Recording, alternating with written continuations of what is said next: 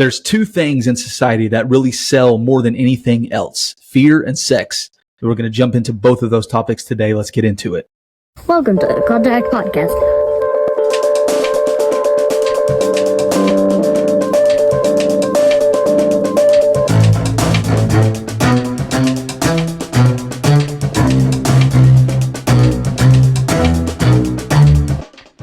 Oh yeah, baby.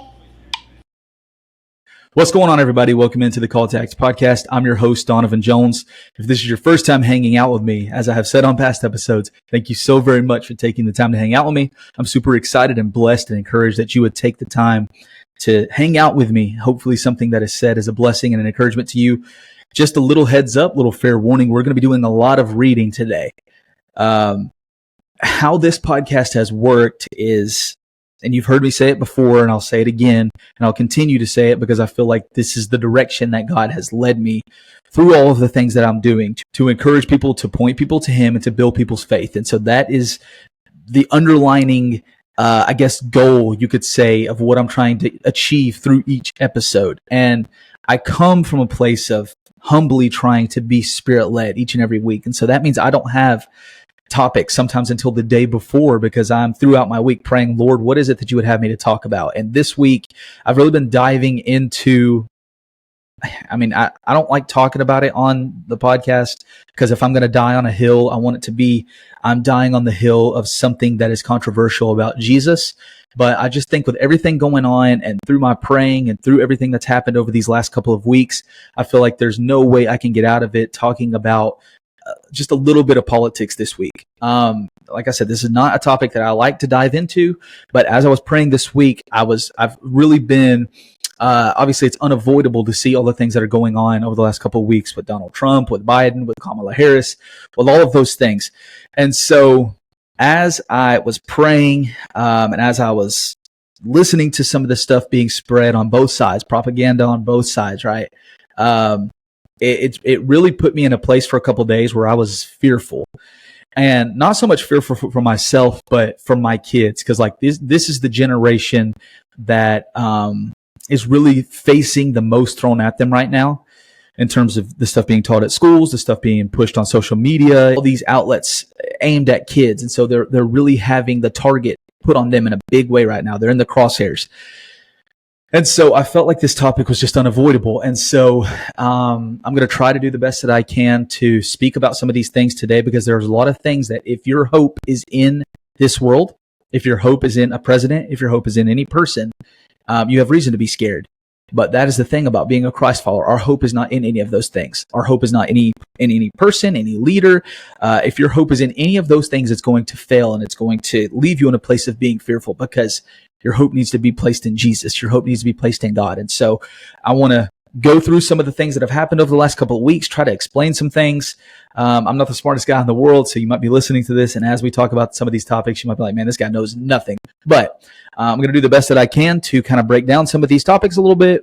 And then at the end, I want to try to encourage you with some scripture that has you just grounded in a place of faith, grounded in a place of encouragement, and just to know that our hope is not in things of this world. Fear is a choice, and that's something that we're going to see through the readings of these scriptures today, because ultimately, throughout all of history, none of the things that are happening are a surprise to God.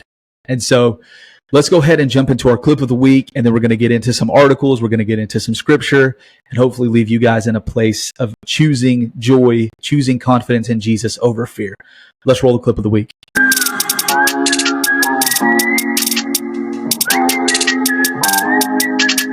All right, so for our clip of the week, I'm going to play just a short 17-second video of my son, Foster. He just turned 4 years old, and it goes into this episode because you'll know why in a second when I say the date that his birthday party was actually on, but I just wanted to play us singing happy birthday to him, so let's roll that.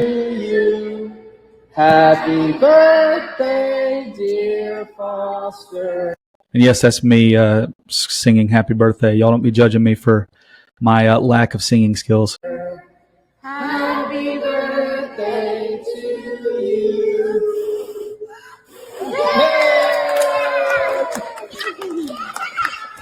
So Foster just turned 4 years old. We celebrated his birthday on July the 13th. And that's obviously a significant date, because if you look throughout your life, I know there's people that listen to this that are older than me. There are people that listen to this podcast that are younger than me. There are a lot of significant dates throughout history, obviously. July 13th is one of those days that will go down in history. And for me, whenever I think about July the 13th, I'm always going to think about my son's birthday party before I think about the things that happened in terms of the failed attempt in assassinating President Donald Trump. So for me, when I heard the news, we had actually just got home from my son's birthday party. I was in the kitchen. We asked him what he wanted for dinner that night, and he said he wanted bacon. He's a meat eater, he always wants the steak, he always wants the pork chops, the sausage, all that kind of stuff. And so I just told my wife, I said, I'll do dinner tonight. We'll do breakfast, supper. So I made eggs. I made what's it called? What are those things called? Cinnamon rolls, bacon, all that kind of stuff. And so we had breakfast, supper that night. And as I was in the kitchen cooking the bacon, frying the bacon rather, my sister texted me and she said, "Did you see Trump just got shot?" And I was like, "Wait, what?" And so flipped on the news just on my phone as I was cooking and kind of seeing all the things that were going on. And there's been a lot of propaganda being pushed from both sides. So I just wanted to look at one thing, because this is, we need to be mindful, not terrified, but we do need to be aware of things that are going on in society. We don't just need to bury our heads in the sand. We do need to be aware. There's a lot of propaganda. There's a lot of conspiracy theory stuff. And so I heard about this article the other day, and I was like, I've got to check it out because, well, you'll see as we explain it. The first article that I want to look into really quick is on Newsweek.com, and the article title is called "Donald Trump May Not Have Been Hit by a Bullet," FBI director says. FBI Director Christopher Wray said on Wednesday that it was not clear whether former President Donald Trump was shot or hit by shrapnel when a gunman opened fire at his rally in Butler, Pennsylvania earlier this month.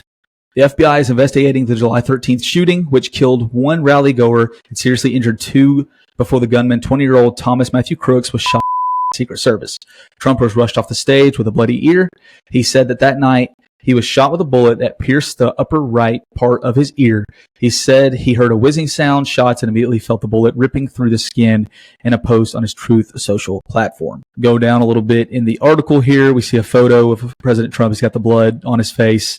He's got his fists raised in the air, being led off by Secret Service. It says, but on Wednesday, Wray testified before the House Judiciary Committee that it is not yet certain if Trump's injury was caused by a bullet or shrapnel. To the best of your understanding, how close did the assassin's bullet come to killing President Donald Trump? California Representative Kelvin Kiley asked Wray. Wray replied that his understanding was that either a bullet or a piece of shrapnel is what grazed Trump's ear. We have been seeing since 2016 the hatred towards Donald Trump from the beginning. And like I said, I'm somebody who I don't like talking about politics because I believe that, like I said at the beginning, if I'm going to die on a hill, I want it to be on a hill where it's about my faith. But I feel like our faith is coinciding with things that are going on because there's deeper meaning behind all of this. And I want you to, if you're not a fan of Donald Trump, if you're not a fan of politics, you're not a fan of Joe Biden, any of those things, I want you to continue listening, because as we go, you're going to see how there's more sinister things at work than just the players that we see standing in front of us. And I'm not trying to alarm any kind of like fear bells or anything like that. I'm not a fear monger or whatever you want to call them, but I am someone who wants to be aware. I want my kids to be aware. I want you who are listening to this episode right now. I want the people in your communities. I want us all to be aware, because too oftentimes we as individuals are sheep and we're just taking whatever we're seeing on TV, whatever we're seeing on social media, and taking it as gospel and not actually looking any further than what we're seeing on TV, right? There's so many people that have the wrong perception about things that are going on because they don't actually do a little bit of research for themselves. Donald Trump shot on stage, and yet we're still saying, oh, wait, maybe he wasn't actually shot after all. It's one of those kind of things. We're just trying to take away the credibility from that moment, because that's one of those things that in that moment, not only did Trump narrowly escape being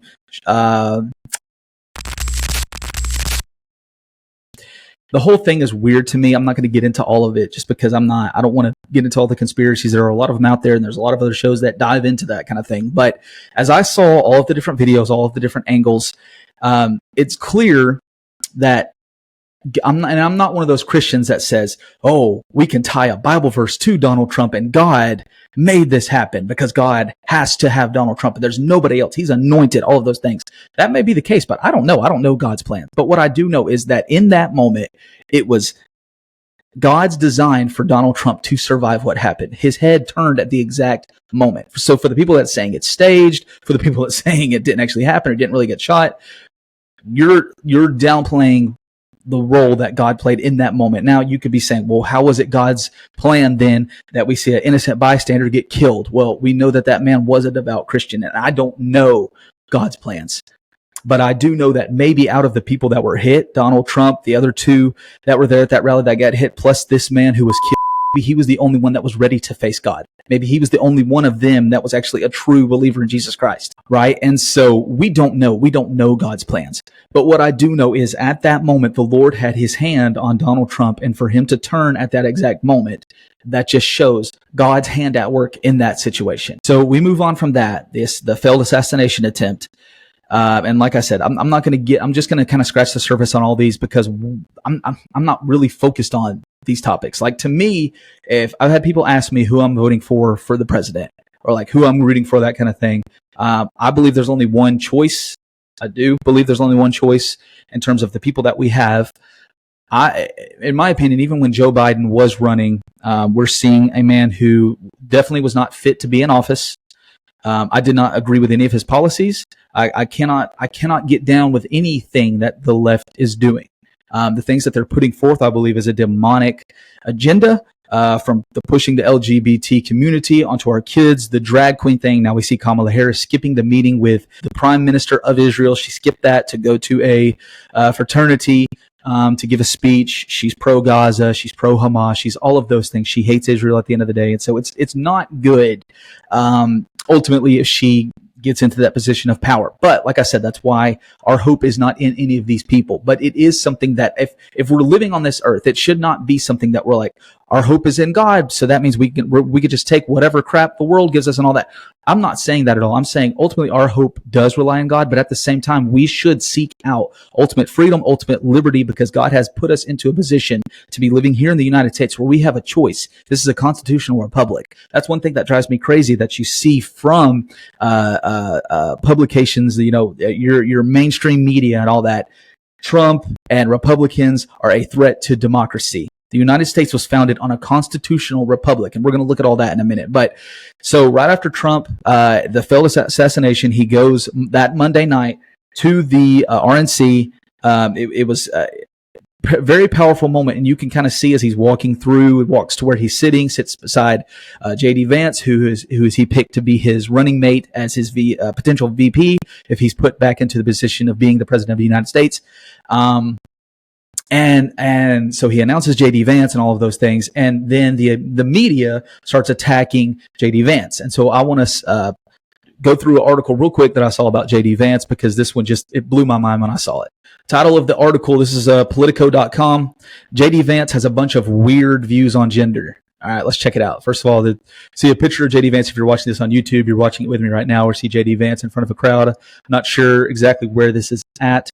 But getting to the article, that's the more important thing than the photo. On July 29th, 2021, J.D. Vance appeared on Tucker Carlson's show back when he was still on Fox News, talking about Carlson. It says, like Carlson, Vance had once opposed Donald Trump. And like Carlson, he had transformed into a prominent Trump supporter and a rabid participant in the culture wars. We are effectively run in the country via the Democrats, via our corporate oligarchs, he told Carlson, by a bunch of childless cat ladies who are miserable at their own lives and choices that they've made. And so they want to make the rest of the country miserable too. Let's break that down for a second. When he calls somebody a miserable cat lady, first of all, that might sound kind of hateful and then things like that. But what he is saying when he is talking about basically motherless children, or even men that don't have kids being into a position of authority when it comes to our politics and our leaders in our communities and things like that.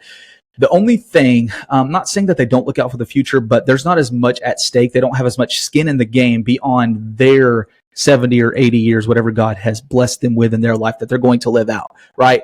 a parent is not only thinking about themselves, a good parent, they're thinking about their children. They're thinking about their grandchildren. They're thinking about the legacy that is left for them. They're thinking about the future that is being left for them. If you are someone who does not have any kids, you're not worried about any of that because there is no future after you're gone in your line. But as a parent, you're saying, I want to leave this world a better place. And so what he is saying here is just, I believe that we need to have leaders in office, in authority, all of those things that are actually going to be looking toward the future as well. What is the America going to look like when I'm gone? So back to this article, but the one instinct that Vance and the rest of the new right share is a deep skepticism about modern feminism and gender equality, or what the new right calls gender ideology.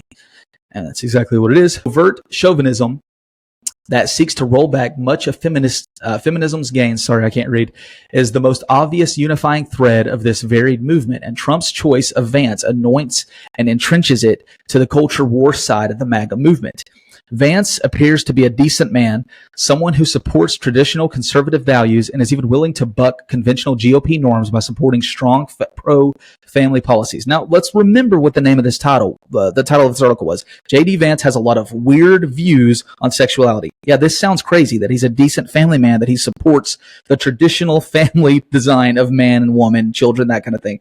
That's insane, right? That's crazy. And you look at this picture too, if you're watching this on YouTube, they kind of make him look kind of sinister here. He's like got a dark background around him. His eyes look real black in this photo. So just further attempt at making him look worse as they possibly can. But a quick perusal of his thoughts on women and gender reveals some unusual opinions that lie outside the American mainstream, beyond a stray comment about cat ladies. Vance is staunchly opposed to abortion and has suggested that it is wrong even in cases of rape and incest. He has compared the evil of abortion to that of slavery and opposed the Ohio ballot measure ensuring the right to abortion in 2023. I want to look at the background of abortion. I want to look at the background of who started it, what went into it, what was the idea behind it, who were we trying to control when these Planned Parenthood facilities started popping up. And I know this episode is a lot different than any episode that I've done before, but I do feel like this is what God is calling me to do in this time. And so you guys bear with me because I know this is outside of the norm, and hopefully you guys are sticking with me throughout this episode because I know this one is a lot different. But I want to jump into an article here because we're talking about Trump, and we're talking about J.D. Vance, and we're talking about the left is saying that the right is a threat to democracy. This is an article on Newsweek.com, another article on Newsweek. It says, Black Lives Matter denounces Democrats for anointing Kamala Harris. So you want to say the right is a threat to democracy, yet you're literally just calling the right what you are doing, essentially, is what's going on here. Black Lives Matter has criticized the Democratic Party for anointing Vice President Kamala Harris as the expected Democrat presidential nominee without a public vote, just pushing her through, just deciding, you know what, we're looking at the polls, we're seeing Donald Trump is blowing out Biden, so we cannot lose because if Trump gets in, it's a threat to democracy. We have to get him out, so we're going to push Biden out, and we're going to just anoint Kamala Harris as the new nominee, even though she has failed in every single job that she has. She's failed all the way up to where she's at right now. And I don't want to get into her first job because if you want to do that research on your own time, let's just say this, that she got to where she was at from doing I don't want to put to, I'll just let y'all look that up. I'm just going to stick to this article. President Joe Biden announced on Sunday that he was leaving the presidential race. He steps down as he's saying, I'm going to run. This is not in the article. This is just to give you guys a little context to what's going on. If you do not watch the news or you've been living under a rock, President Biden steps down. He says he's not fit to run for president for the next 4 years, but somehow he is still qualified to run for president for the next 6 months. Be the president for the next 6 months, even though everybody knows that you've just been watching him and seeing the way that he talks and the way that he walks and the way he moves. He's absolutely suffering from some sort of dementia or some sort of, cognitive issues to where he's not able to articulate things. He's not able to think. I mean, he's 80 something years old. I think he's, 81 years old, right? So obviously that's natural. It's just a part of life. You're going to start, going down in terms of your ability to do specific things the older that you get. So it's not unique to him. It's not any hate towards him or anything like that. But it's one of those things that you cannot keep lying to the American people and telling them that they don't see what's actually right in front of him, which is what's going on right now. President Joe Biden announced on Sunday that he was leaving the presidential race. He endorsed Harris to replace him at the top of the Democratic ticket to face Donald Trump, the Republican nominee. In November, Biden had faced pressure to step aside after a disastrous debate performance last month magnified concerns about the 81-year-old's age and ability to beat Trump and serve a second term.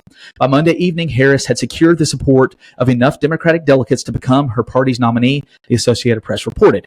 Responding to the development, Black Lives Matter criticized Democrats for not giving voters a say and called on the Democratic National Committee to host a virtual snap primary ahead of the party's convention in August. Newsweek has contacted Black Lives Matter, the Harris campaign, and the DNC for comment via email.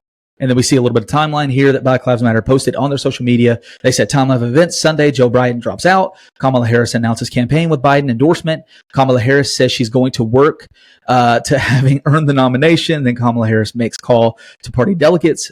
This is all on Sunday. Monday, Kamala Harris continues to make calls.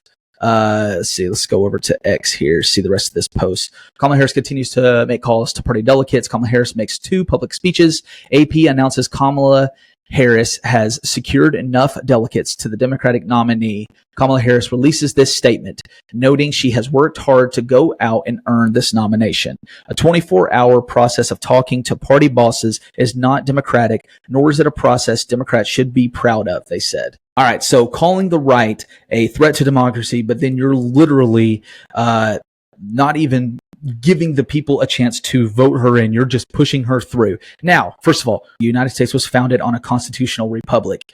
And to go back in time a little bit, because like I've talked about on past episodes, a lot of things that is going on right now is we're erasing history. And like I've said on past episodes, those who control the present control the past, and those who control the past can twist it and pervert it and change it to control the future, because they can say, we have your best interest in heart, so you need to listen to what we're saying because we know what's best for you. We've seen what happened in the past. We're dealing with it. I think that's one thing that she says a lot, the future unburdened by what has been or something. I don't know. She says a lot of goofy things. I'm not a fan of Kamala Harris. So let's check out this article. This is on Library of Congress blogs, I guess is what it's called.com. Okay. In the aftermath of the violent, like I said, I told you we're going to be doing a lot of reading today. In the aftermath of the violent events at the U.S. Capitol on January 6, 2021, a year ago today, Senator Amy, and this article is from January 6, 2022, by the way. Senator Amy Klobuchar, I don't know how to say that name, and the other federal legislators reminded us that we have a republic, but only if you can keep it. The source of this quotation is a journal kept by James McHenry, 1753 to 1816. He wrote, "A lady asked Dr. Franklin, 'Well, doctor, what have we got, a republic or a monarchy?' Or a republic," replied the doctor, "if you can keep it." The journal is at the manuscript division of the Library of Congress. James McHenry was born, gives a little bit of his background. Skip down a little bit in the article. The Dr. Franklin McKinley quotes here was, of course, Benjamin Franklin, 1706 to 1790, who presided over the Constitutional Convention, which took place in his home city of Philadelphia. Mrs. Powell of Philida was Elizabeth Willing Powell of Philadelphia. No women served as delegates to the Constitutional Convention, so unlike Franklin and McKinley, Powell did not participate in the creation of the federal Constitution, despite her exclusion from the Pennsylvania State House. Powell was a force in Philadelphia's social and political circles. The money, connection, and positions of authority held by the men in Powell's family generated the basis of her power. So basically, a little bit more of this article gives you a little bit more of a context here. But bottom line is, we are a constitutional republic. What exactly is a constitutional republic? Well, let's just do a simple Google search. You just type that in, constitutional republic definition. It pops up. Very easy to find. A constitutional republic is a form of government where the people elect leaders who are then bound by a written constitution that outlines the rules of governance and citizens' rights. The Constitution also limits the power of the elected officials, which helps to balance the power of the people with the authority of their representatives.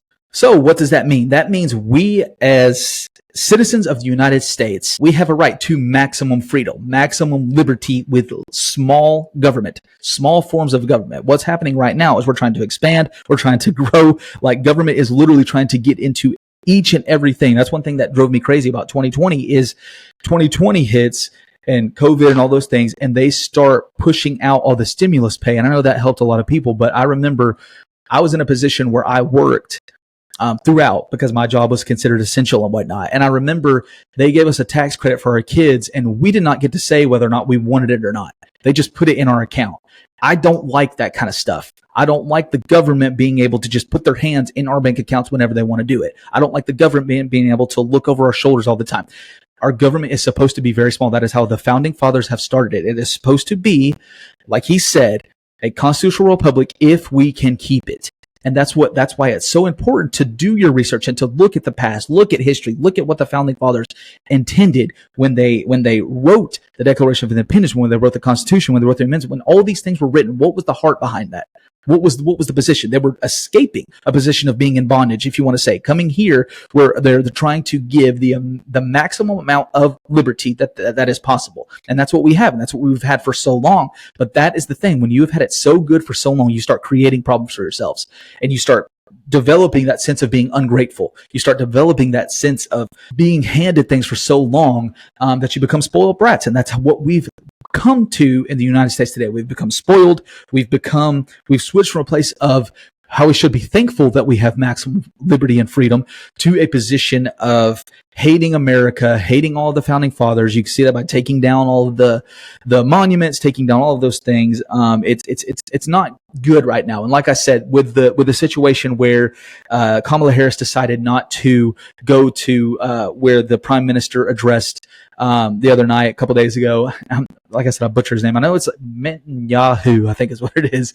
Anyway, by her choosing to do that, and as she is leaving, and half of the Democrats do not show up as well. That's not good. Our relationship, the United States relationship with Israel, that is something that is very important, right? That's God's chosen people. And by her and half of the Democrats literally turning their back on Israel, that's not a good thing. That's not something that should be applauded, right? For bravery or any of those things. And I'm sure in circles, that's what they're looking at it as, is, I stand with Gaza, I stand with Palestine. And while he is in there, the prime minister speaking about the things that are going on as they're under attack. Israel's under attack right now. There are protesters outside talking about free Palestine. They've taken down American flags. They're burning American flags in the streets. Well, first of all, where's law enforcement? That's not legal to do, just to burn things outside, but especially the American flag. And then you see they're hanging Palestinian flags up and stuff, and they're desecrating the monument for Christopher Columbus, where they're writing Hamas is coming and things like that. And so things right now are at a boiling point in society. And there's a lot of things that you can look at and you can say it's a scary time to be in. But like it says in Esther, I believe it's Esther chapter 4, verse 14, I want to say, Mordecai says to Esther, perhaps you were here for such a time as this. There's a reason why each of us are here in this moment of history that we are in. So do not forget that as we continue to look, and this is going to be a longer episode, but as we continue to look at some of these things, you were created by God to be here for such a time as this. Now, we talked about it a second ago, how they were writing this article about how J.D. Vance has all these crazy ideas about sex and gender and all of those things, and abortion. He's against abortion. I'm 100% against abortion. I don't think there's ever an instance where abortion is okay. That's just where I stand. That's where I am, because you're literally killing a human being. So, it's very interesting, because the two things, if you've looked at Kamala Harris's first whatever you want to call it, promo for her presidency, she says, I am going to keep America free from gun violence, and I'm going to let women have the right to choose what they do with their body. And so you're literally trading one problem from the other, because you're saying guns kill, let's take the guns away, but then you're also saying we should have freedom to kill the babies. So we don't need to kill with guns, but we can kill these babies before how does that make sense? It's complete foolishness.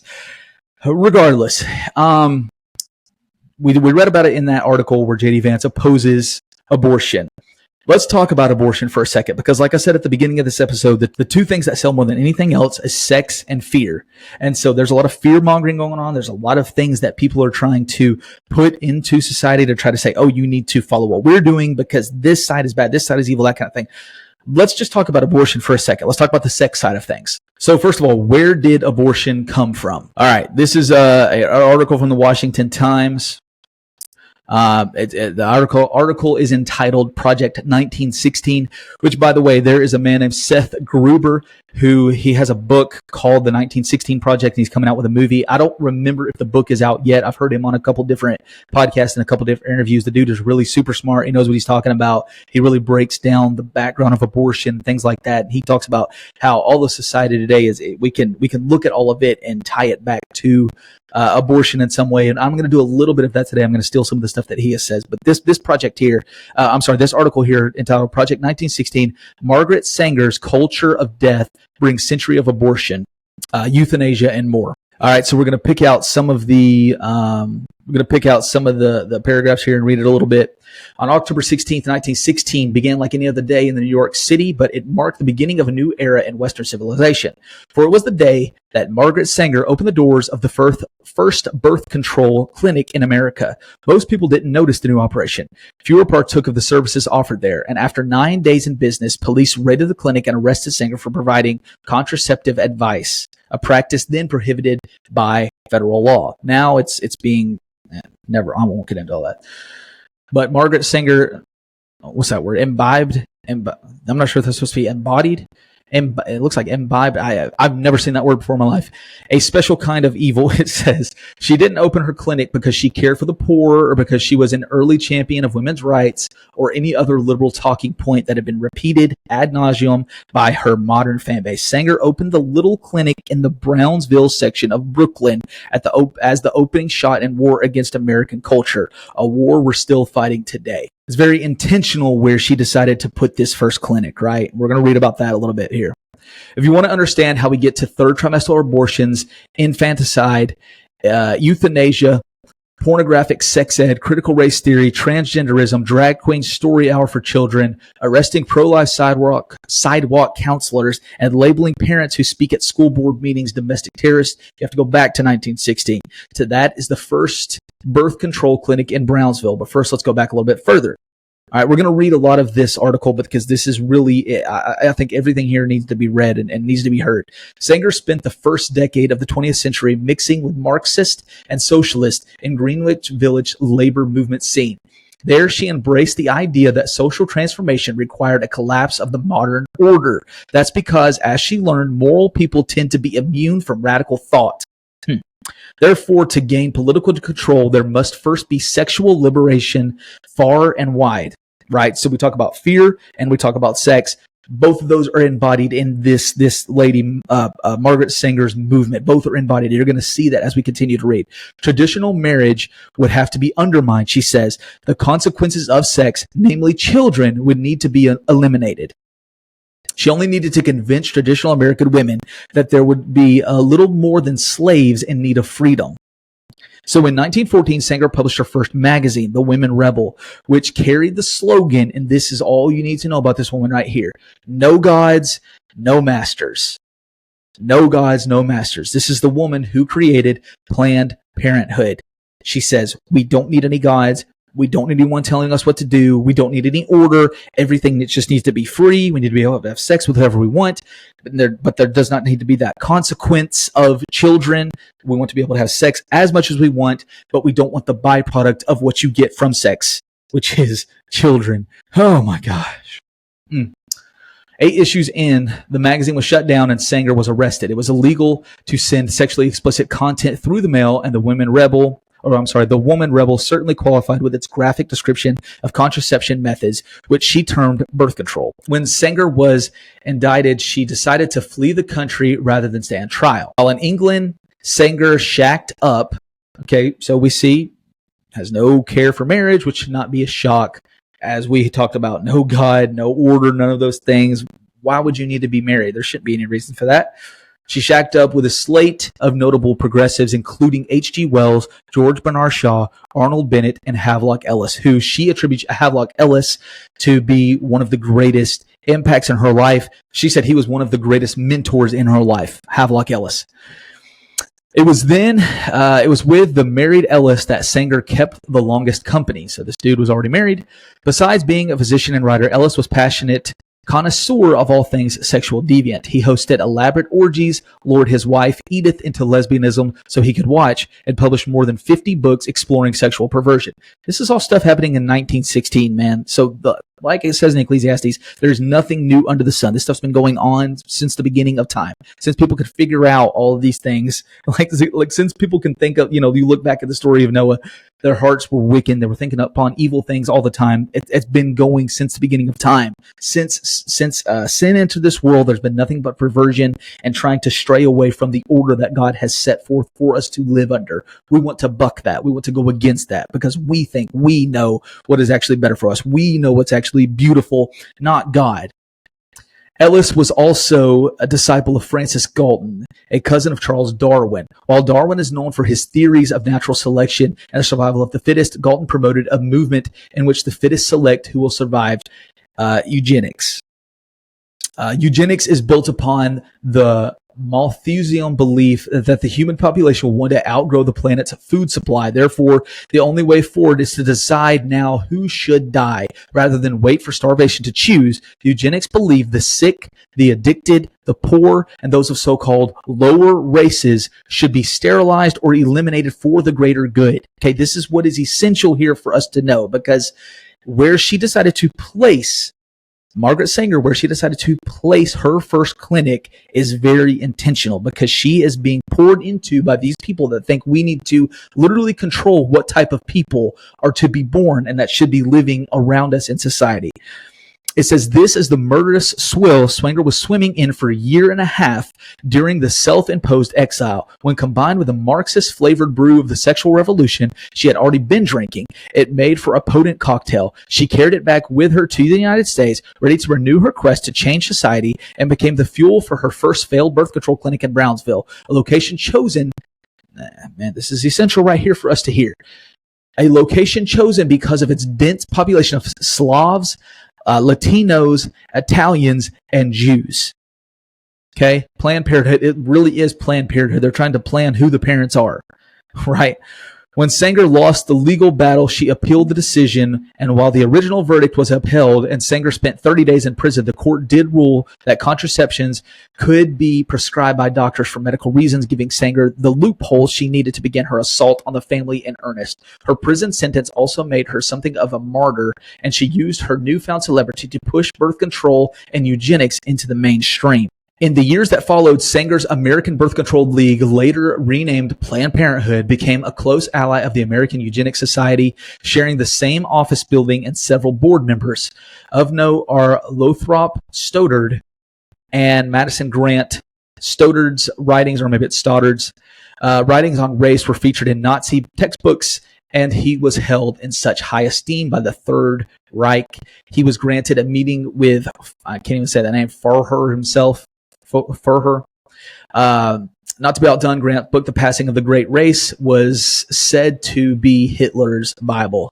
In 1934, Nazi intellectual and race anthropologist Hans Gunther described both men as the spiritual fathers of Nazi Germany, and Sanger was their supporter and friend. Okay, I know that was a lot of reading there, but I think all of it is essential. So we see the through line between Darwin, we see the through line between the sexual revolution and how she strategically tries to put these places in here to try to control the type of people who have children, right? To try to push abortion on certain groups because we have to control who is here, right? We have to control that thing. It's not the we choose who the fittest that survives is. It's not survival of the fittest. We choose who the ones that the survivors are. So we're going to look here because there is a shocking revelation that I received in doing a little bit of research as something that is shocking between the abortion pill that we see today oftentimes used. It's called the RU486.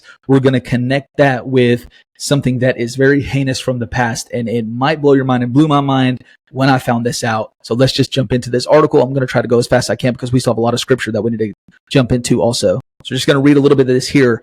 One little known fact about the abortion pill, formerly called RU486, is that it has ties to the manufacturers of the deadly gas Zyklon B used by the Nazis during the Holocaust. All right.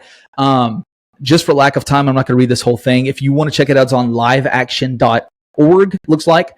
And the name of the article is called The Shocking Connection Between the Abortion Pill and Zyklon B, the gas used during the Holocaust. So what's the big takeaway from all that? Well, we see abortion is something that has been tied back to not only 1916, not only you can tie the pills that are used today back to the Holocaust and all of those things, the same organization that created the gas, created the pills, all those. I'm not even talking about all that. We can go even further than that. This is Judges chapter 6, verse 25. I did an episode about Gideon a little while back. I believe it was called 300. If you want to go check that out, I get into more of this scripture side of things. But just to look at this text, because it goes into what we're talking about here. And when we talk about abortion, when we talk about those things. Judges chapter 6, verse 25. That night the Lord said to him, take your father's bull. He's talking to Gideon here. And the second bull, 7 years old, and pulled down the altar of Baal that your father has, and cut down the Asherah that is beside it. All right? Asherah. Who is that? Who is Asherah? What's the importance of that? Okay, so first of all, God tells him to do this before he builds his army, before he gets ready to go to battle with the Midianites. This is what God tells him to do before that, because the children of Israel are worshiping at this time these false gods, right? Baal and Asherah. And God is saying, before I go with you to defeat the Midianites, you have to get rid of some things. So we go to GotQuestions.com, a site that I use a lot. Asherah was the name of the chief female deity worshipped in ancient Syria, Phoenicia, and Canaan. Asherah was represented by a limbless tree trunk planted in the ground. The trunk was usually carved into a symbolic representation of the goddess because of the association with carved trees. The places of Asherah worship were commonly called groves, and the Hebrew word Asherah could refer either to the goddess or to the grove of trees. One of King Manasseh's evil deeds was that he took the carved Asherah pole he made and put it in the temple. Considering the moon goddess, blah, blah, blah, blah, blah. Okay, so here it is. Who exactly is Asherah? Here she is right here. Considered the moon goddess and a goddess of fertility. Sex. Right? She's the goddess of sex. So even in those days, we see the worship and the putting the place of sex even above God and worshiping that, right? So God is saying, before I can be with you in battle, you have to tear those things down. You have to eliminate those things before I can be with you to go with you to battle, which you are going to defeat the Midianites. But there's some things that you have to get rid of first. That's what's going on in society today. We're getting rid of the things of God. We're getting rid of the things that are pure, the things that are true, and we're perverting them. We're bringing in the sex. We're bringing in the fear. And like I said from the beginning, a lot of things going on right now that if you just look at the news as I was doing, it can be a very scary place because it does not seem like there is a lot of hope, right? Because you look around the stuff with on both sides, the left and the right, it's very scary. You look at all the riots, you look at all the hatred, you look at all of the lines that are being drawn that are evident that it's one side or the other. I was talking to a buddy of mine the other day about this fact that if you are just at a grocery store, you can look around at people and just because we are so divided, you can literally look at how people are dressed and say, oh, I can see the way that person, most likely I can imagine where they stand on certain topics, right? Like just by the way people are dressed. And that is how far apart we have gotten, right? And so there's a lot of things that Satan is using right now to bring fear to people, that he wants us to be in that constant state of fear. But like I mentioned a couple weeks ago, when we are born with 2 innate fears, the fear of falling and the fear of loud noises. Everything else is learned. And so if it can be put in, it can be taken out, right? And so I want to leave you guys with a couple of verses today that hopefully leave you into a place of feeling refreshed, hopefully feeling encouraged, and hopefully feeling like we ultimately have the victory, because it's not about anything that's going on, anything that Satan is doing in this world. It's about the finished work that Jesus done on the cross. When Jesus died on the cross, when he pinned our sins on the cross, not only did he give us the free gift of salvation, if we choose so, but he also took away all of those things. He took away fear. He took away anxiety. He took away worry. He tells us in Matthew 6, what good is it for you to worry about tomorrow? Are you going to add to your life by being anxious about something today? Seek first the kingdom, he says in Matthew 6:33. So he's saying, I am taking away all of those things. And it is a mindset change like it says in Colossians chapter 3 or 2. I've talked about it on here time and time again, but that's why we need to set our minds on things that are above. Not that we are completely disconnecting from the world and not making an impact, but our focus, at the end of the day, our focus is on heaven. Our focus is on glory. Our focus is the kingdom. And what do we need to do in this day and age that we're in to further the kingdom? What does that look like? You know? So I'm going to go over a couple of verses here, and then we're going to get out of here. So I'm just going to go rapid fire style here and just go through a bunch of verses. John 16:33, Jesus says, I have said these things to you that in me you may have peace. In the world you will have tribulation, but take heart, I have overcome the world. Matthew 10:28, Jesus says, and do not fear those who kill the body but cannot kill the soul. Rather fear him who can destroy both body and soul. So at the end of the day, the only person that we need to have true fear for is God. And when we talk about fear, we talked about it several times on past episodes. The fear aspect is respect and a reverence toward God, who he is, what kind of power he has. And then to steal a verse from my good buddy Cody Truitt, 2 Timothy 1:7, for God hath not given us a spirit of fear, but of power and of love and of sound mind. That is where our mind needs to be, in a place of sound mind and power and of love. We're not terrified of the things that are going on in society today. Why? Because not only do we have a good God, but we have the ultimate shepherd. Yea, though I walk through the valley of the shadow of death, I will fear no evil, for thou art with me. Your rod and your staff, they comfort me. And let's go over to the book of John real quick. John 10:7-9. Then Jesus said to them, verily, verily, I say unto you, I am the door of the sheep. All that ever come before me are thieves and robbers, but the sheep did not hear them. I am the door. By me, if any man enters in, he shall be saved, and shall go in and out and find pasture. So that's very significant. I am the door of the sheep. I am the door of the sheep. I'm trying to think. We don't have time, but I'm going to do it anyway. Let's look up a shepherd's pen, I guess is what we can call it. Okay. Yeah, this is what I wanted to say. If you could see this on, oh goodness. If you could see this on YouTube, scrolling in here, this is what a shepherd's pen looks like. If you're just listening to this on Spotify or Apple, you can see it's just this round, almost horseshoe type enclosure with a gap. That's the door. Jesus saying, I am that door. I'm sitting at that door. Note that nothing, if you are a part of my flock, if you are a part of my family, once you come into this enclosure, you don't have to worry about any of the things outside getting in, because they have to get through me, and that's not going to happen. I'm the door. And then last, but certainly not least, John chapter 18. Switch back over to ESV here. I usually use ESV, I use King James, and I use CSB. Those are really the three that I use a lot. But John chapter 18, and this is who, if you are a Christian, if you are a follower of Christ, this is who you serve right here. And this is who is with you and why you should never be afraid. Then Jesus, knowing all that would happen to him, came forward and said, who do you seek? And they answered him, Jesus of Nazareth. Jesus said to them, I am he. Judas, who betrayed him, was standing with them. When Jesus said to them, I am he, they drew back and fell on the ground. So he asked them again, whom do you seek? And they said, Jesus of Nazareth. Verse 8, Jesus answered, I told you that I am he. So if you seek me, let these men go. There are 7 statements that Jesus makes in the book of John where he says, I am. That's one of the ones right there where he says, I am he. I am the one that you are looking for. And you can just imagine that Judas in that moment, as it's quoted there, when Jesus says that, Judas knows tradition, right? All the ones that are around him. And when Jesus says, I am, he is making the declaration in that moment that I'm God. This goes all the way back to the burning bush when God is talking to Moses, and Moses says, who do I tell them sent me? Jesus said, tell them I am, right? Jesus says this 7 times in the book of John. I am this, I am that, 7 times. In that moment, when he says, I am he, he's saying, I'm God. That is who we have. Knowing everything that was going to happen to him in that moment, still declaring, I am God. I'm stepping forward with what I need to do, and you're going to let these people go.